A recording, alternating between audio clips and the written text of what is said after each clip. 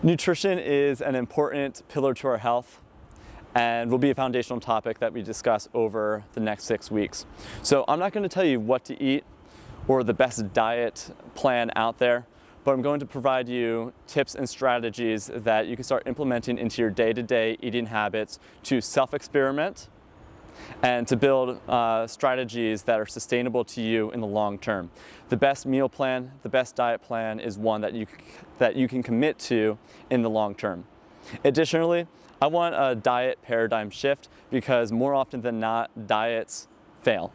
So diets indicate two things. One, a start point and an end point. You start at point A. Maybe it's a fad diet that you see online or on Instagram that isn't very well researched.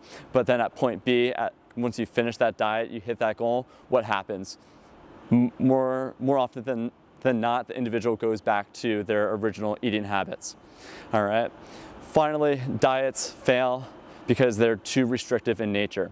So they want you to cut out certain foods like carbs, which just isn't sustainable in the long term.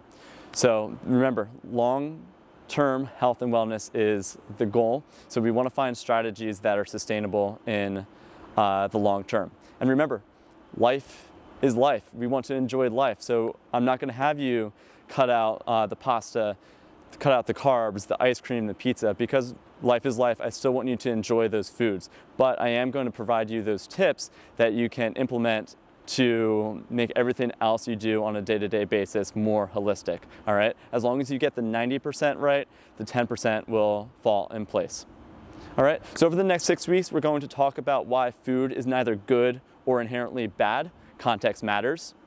Inclusive versus restrictive eating, and how to incorporate more fruits and veggies, fresh, whole, unprocessed foods into your eating.